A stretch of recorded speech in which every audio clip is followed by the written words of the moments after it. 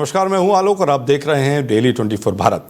रक्षा मंत्री राजनाथ सिंह और अमेरिकी युद्ध सचिव पीट हेग्सेथ ने मलेशिया कुआलालंपुर में अमेरिका भारत रक्षा साझेदारी की रूपरेखा पर एक समझौते का आदान प्रदान किया है।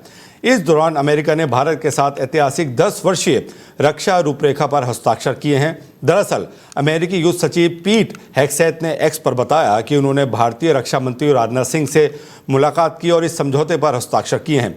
हेग्सेथ ने आगे कहा कि ये समझौता भारत अमेरिका रक्षा साझेदारी को आगे बढ़ाता है, जिसे उन्होंने क्षेत्रीय स्थिरता और प्रतिरोध की आधारशिला बताया है। बता दें कि राजनाथ सिंह और पीट हेग्सेथ के बीच ये मुलाकात कुआलालंपुर में आसियान भारत रक्षा मंत्रियों के अनौपचारिक बैठक के दौरान हुई है।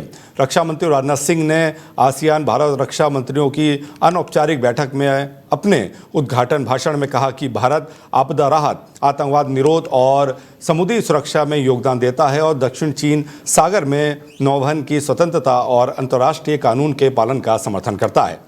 आज की अनिश्चित दुनिया में जहां कई पुरानी मान्यताएं और अपेक्षाएं बदल रही हैं, मैं मानता हूं कि आसियान भारत संबंध स्थिरता का एक मजबूत आधार बना रहेगा।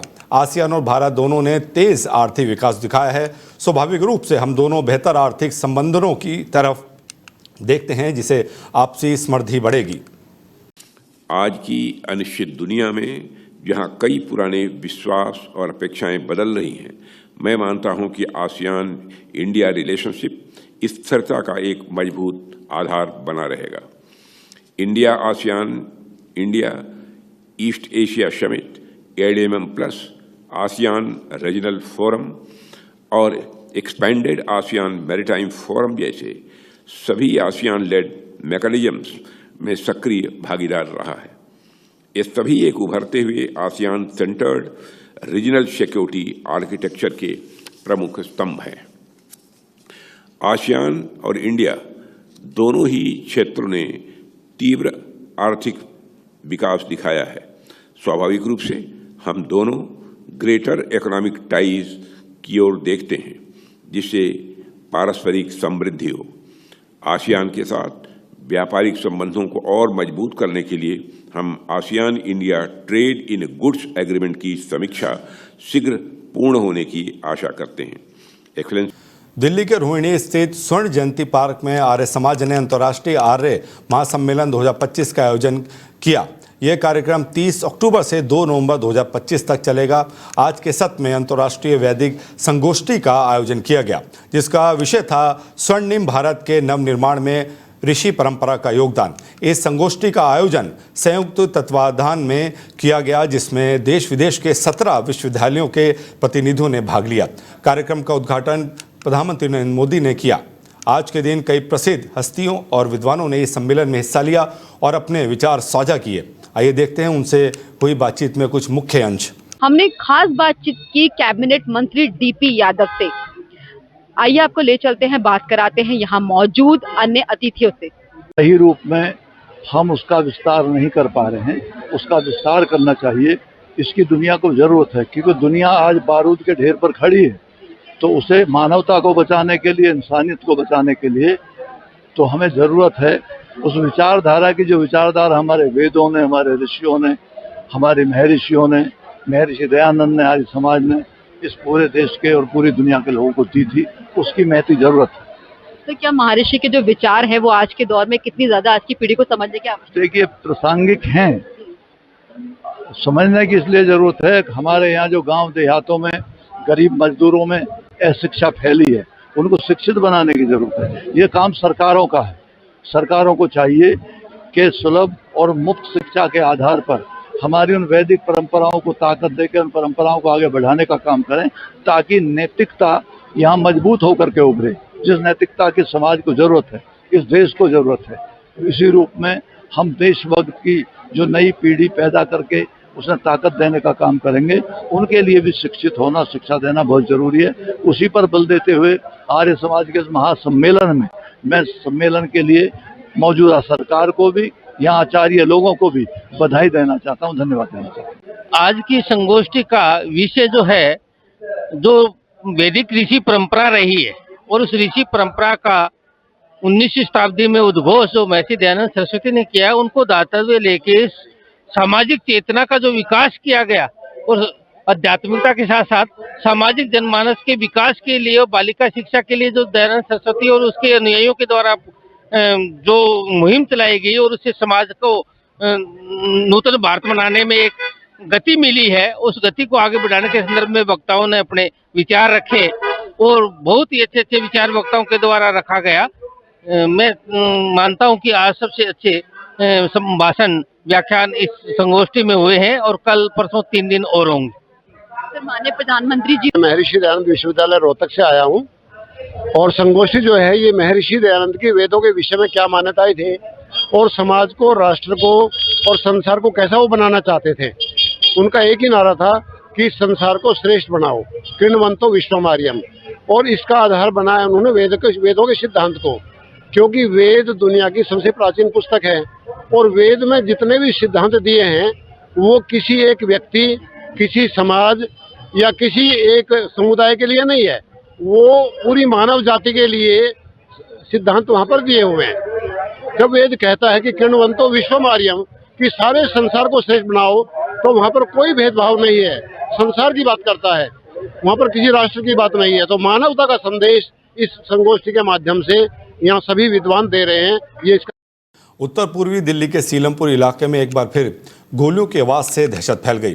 बताया जा रहा है कि सीलमपुर की जाम मस्जिद के पास अज्ञात हमलावरों ने मिसबा नाम के बदमाश पर ताबड़तोड़ गोलियां चलाई और वारदात को अंजाम देकर मौके से फरार हो गए। गोली लगने से मिसबा की मौके पर ही मौत हो गई। जानकारी के अनुसार मृतक हत्या, डकैती और अन्य गंभीर अपराधों में पहले से वांछित था। माना जा रहा है कि उसकी हत्या आपसी रंजिश या बदले की भावना के चलते की गई है। वहीं थाना सीलमपुर पुलिस ने शव को कब्जे में लेकर जीटीबी अस्पताल में भेज दिया है, जहां पोस्टमार्टम की प्रक्रिया जारी है। पुलिस की टीम आरोपियों की तलाश में लगातार छापेमारी कर रही है। आपको बता दें, ये सीलमपुर से बड़ी खबर है, जहां पर मिसबा को 20 गोलियां मारी गई हैं और जिसकी वजह से जो इलाका है उसमें दहशत का माहौल है और पुलिस आरोपियों की तलाश में एक टीम गठित की है, जिसमें वो आरोपियों की तलाश में जुटी हुई है। लेकिन सीलमपुर में फिर एक बार दहशत फैल गई है। सीलमपुर में मिसबा पर 20 गोलियां दागी गई हैं। मैं 11 बजे करीब रोड पे बैठा हुआ था अपने कार्यकर्ताओं के साथ में, तो मुझे पता चला कि बेकरी है मलिक बेकरी पे तकरीबन 20 गोलियां चली हैं। और जब मैं यहाँ आया और आने के बाद कुछ मुझे लोगों से पता चला तो तकरीबन लड़के की 15 गोलियां, मिसबा नाम का लड़का था और इसके 15 गोलियां लगी थी, शरीर पर 15 छेद पाए गए, ऐसा पता चला मुझे। अच्छा, देखिए साहब, सर शाम इतनी राउंड गोलियां चल रहा है, कानून व्यवस्था पर कहीं ना कहीं सवाल खड़ा जरूर करते हैं। देखिए जी, कानून व्यवस्था पे तो सभी लोग फिर उंगली उठाएंगे। अब कानून भी कहाँ तक व्यवस्था करे, आप बताइए ना, कानून कहाँ तक व्यवस्था करेगी। यहाँ तक हमारे जो डीसीपी संदीप लांबा साहब है, जन जन से मिलते हैं बिल्कुल, और हमारे एसीपी साहब भी हैं, एसीपी साहब बहुत अच्छे आदमी है, वो भी जन जन से मिलते हैं। कोई भी बात हो, कैसी भी हो, हर चीज की सुनवाई के लिए हर टाइम बैठे हुए हैं। देखिए यहाँ आशंका लगाई जा रही है कि गैंगवार के चक्कर जानकारी नहीं है। देखिए जी, आशंका आपको है तो मैं भी यही सुन रहा हूँ, मगर ये सही बात तो पुलिस ही बता पाएगी कि गैंगवार है क्या है, कैसे हुआ है। मैं जोड़ रहे हैं हमारे संवाददाता वसीम। सीलमपुर में एक बार फिर से दहशत का माहौल है। मिसबा को 20 राउंड तकरीबन गोली मारी गई है, क्या मुख्य कारण है?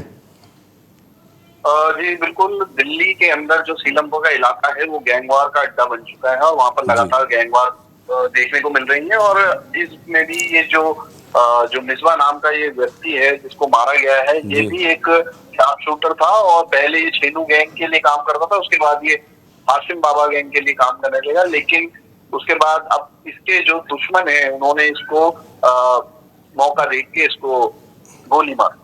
वसीम, ये जो मिसबा है इसकी उम्र सिर्फ 22 साल जा रही है और देखा जाए तो इतनी कम उम्र में ऐसे बच्चे गैंगस्टर बने हुए हैं। जी बिल्कुल, दिल्ली के अंदर जो एक कॉन्सेप्ट बनता जा रहा है बॉम्बे की तर्ज पर, यहाँ पर जो क्राइम को बढ़ावा दिया जा रहा है उसमें नाबालिग बच्चों को जोड़ा जाता है और नाबालिग बच्चे 10 से 12 साल की उम्र के उन बच्चों को जोड़ते हैं तो वो तकरीबन 20 साल की उम्र तक आते आते वो एक बड़े गैंगस्टर और एक नामी गैंगस्टर के तौर पर जाने जाते हैं।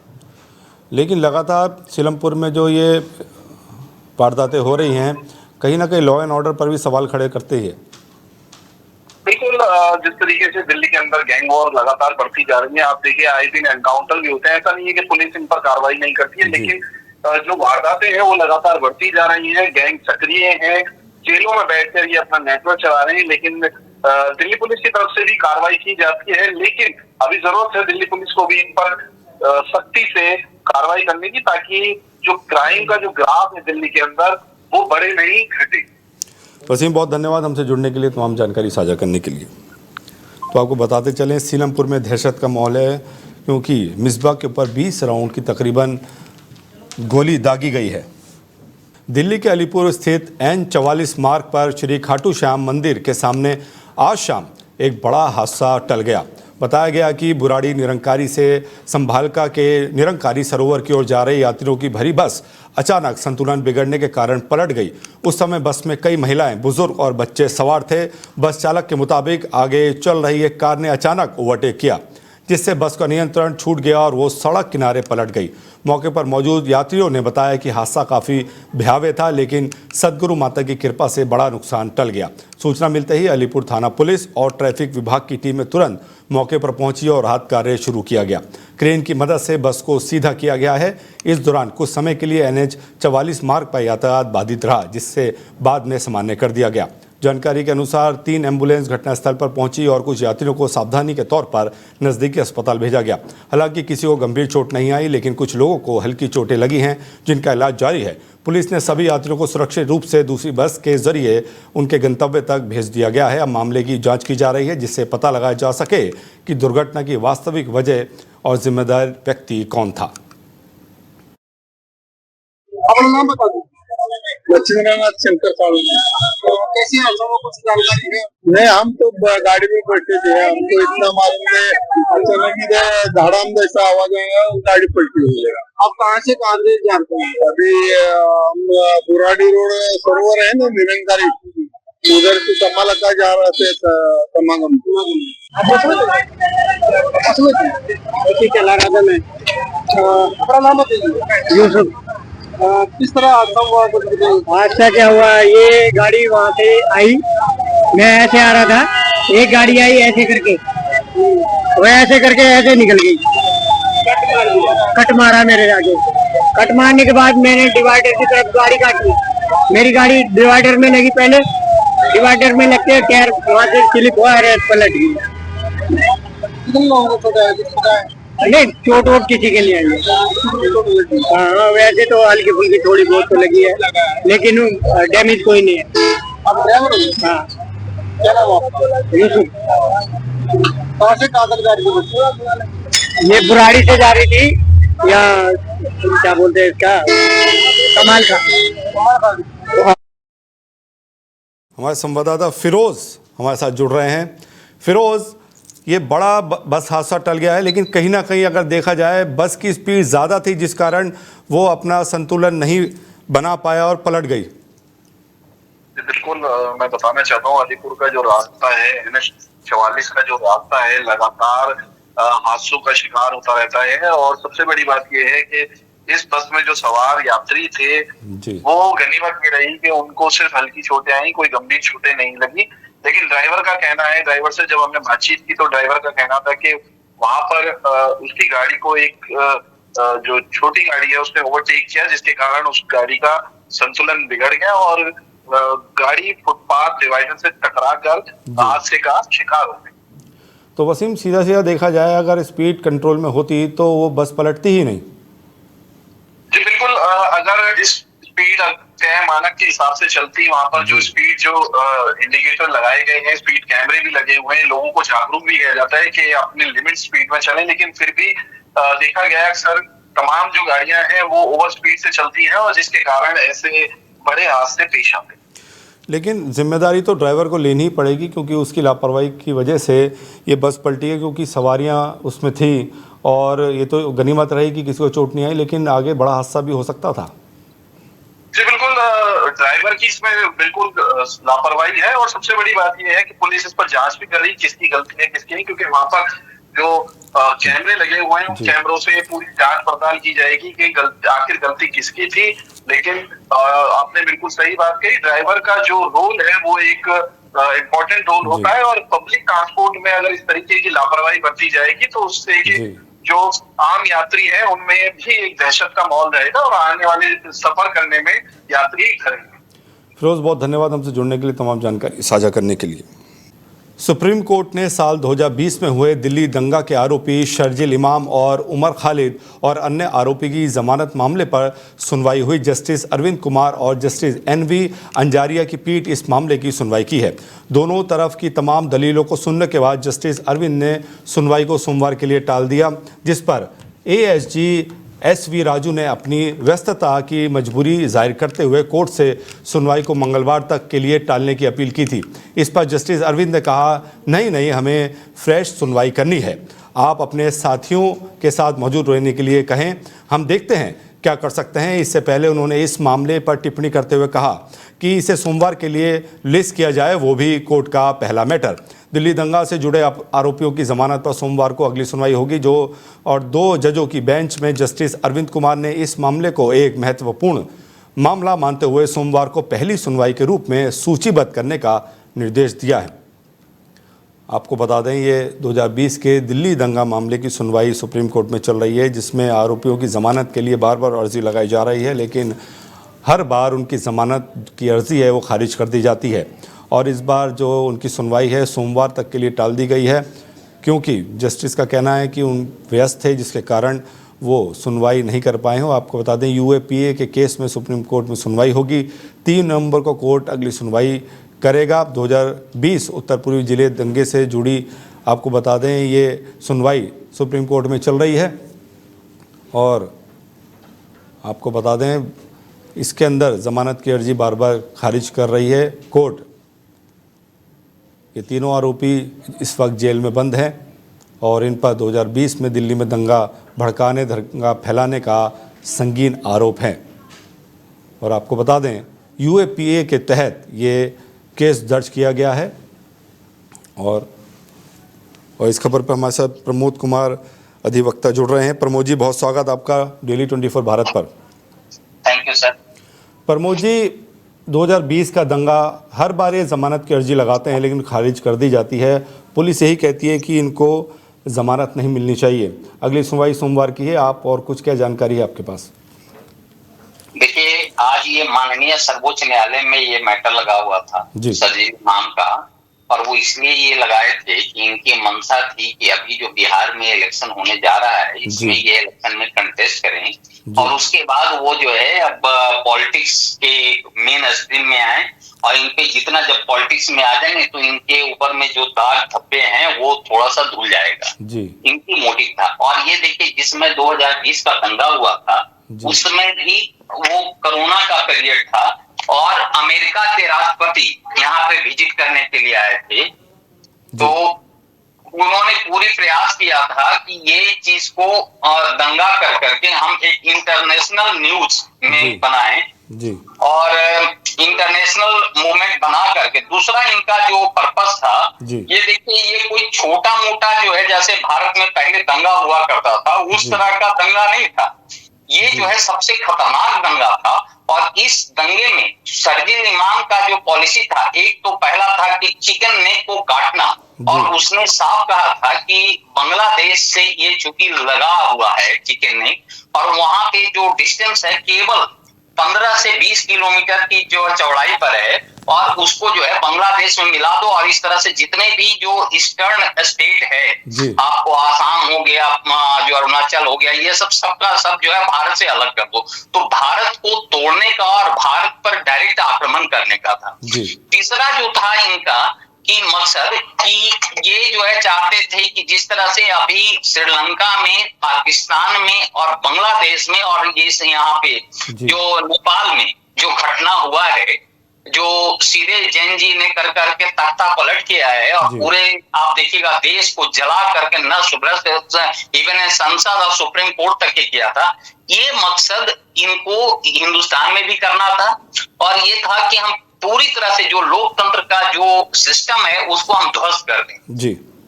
तो इस तरह का मंशा लेकर के अभी जो सुप्रीम कोर्ट में दिल्ली पुलिस के जो कमिश्नर है उन्होंने एफिडेविट दिया और उसने काफी अपोज किया बेल में कि ये कोई साधारण क्रिमिनल नहीं है जो पीएमएलए में आता है और इस तरह से जो है वो देश को तोड़ने का काम कर रहा है, ये सेंसिटिव है। और जिस तरह से आप देखे होंगे कि नेपाल में और यहाँ बांग्लादेश में सुप्रीम कोर्ट को भी अटैक किया गया था, सुप्रीम कोर्ट के जज को भी बंधक बनाया गया था, सुप्रीम कोर्ट के जज को भी वहां पीटा गया है।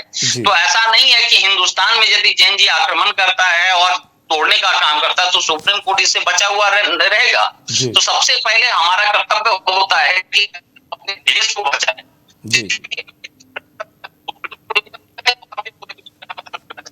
तो ये लोग जो है कुल मिलाकर के ये कोई साधारण है, ये देशद्रोही हैं और देश को बिल्कुल विखंडन करना चाह रहे हैं। तो ऐसे लोगों पर किसी तरह का राहत, किसी तरह का जो रहमत जो करना बेकार है। सुप्रीम कोर्ट इस चीज को बहुत सॉफ्ट करके ये एंगल से ना लें कि चूंकि वो स्टूडेंट हैं उन पे जो है हम थोड़ा सा काइंडनेस बरतें, बल्कि ये स्टूडेंट के नाम पे विदेशी ताकतों के साथ ये जुड़े हुए हैं और इनका मकसद जो है पूरे भारत को बर्बाद करने का है। और यही मकसद था कि अभी जो बेल का एप्लीकेशन लगाए हैं कि हम बेल का एप्लीकेशन लगा करके बिहार के इलेक्शन के फ्रेम में आए और जब हम एक बारी यहाँ पर कोई इलेक्शन में आ जाता है पॉलिटिक्स में, यदि कोई लाइमलाइट में आ गया या पार्लियामेंट में हो चाहे वो विधानसभा में हो, तो उसके बाद उसपे जो उसके दामन में जो धब्बे लगे हुए रहते हैं वो थोड़ी धुल जाता है।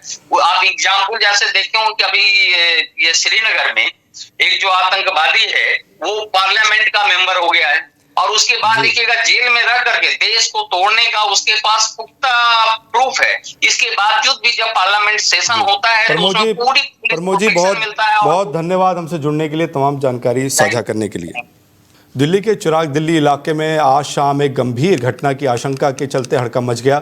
जानकारी के अनुसार थाना मालवीय नगर के कांस्टेबल दीपक को शाम सूचना मिली कि मकान में दरारें पड़ गई हैं, जिससे इमारत के गिरने का खतरा उत्पन्न हो गया है। सूचना मिलते ही पुलिस तुरंत सक्रिय हो गई और डीडी नंबर 1007A और 108A दर्ज की गई। मौके पर पहुंची स्थानीय पुलिस टीम ने सुरक्षा के मद्देनजर सभी परिवारों को इमारत से बाहर निकाल लिया। इतना ही नहीं, आसपास के मकानों को भी खाली कराया गया, जिससे किसी प्रकार की जनहानि से बचा जा सके। बताया जा रहा है कि ये 5 मंजिला इमारत है जिसमें करीब 10 परिवार रहते हैं। इमारत ऐतिहासिक बहलौल लोधी के मकबरे के पास स्थित है। इस बीच MCD, DDMA और सिविल डिफेंस की टीमें भी मौके पर पहुंच चुकी है और भवन की संरचना की स्थिति का निरीक्षण कर रही है।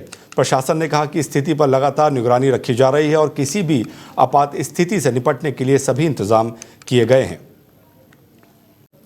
आज राजधानी दिल्ली के पटेल चौक पर एक गरिमामय श्रद्धांजलि समारोह का आयोजन किया गया, जहां देश के शीर्ष नेताओं ने लौह पुरुष सरदार वल्लभ भाई पटेल को उनकी जयंती के अवसर पर श्रद्धांजलि दी।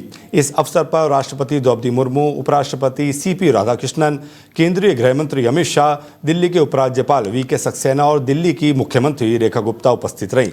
सभी नेताओं ने पटेल चौक पर स्थापित सरदार पटेल की प्रतिमा पर पुष्पांजलि अर्पित की और उन्हें नमन किया। कार्यक्रम के दौरान नेताओं ने सरदार पटेल के देश की एकता, अखंडता और प्रशासनिक ढांचे के निर्माण किए गए अमूल्य योगदान को याद किया।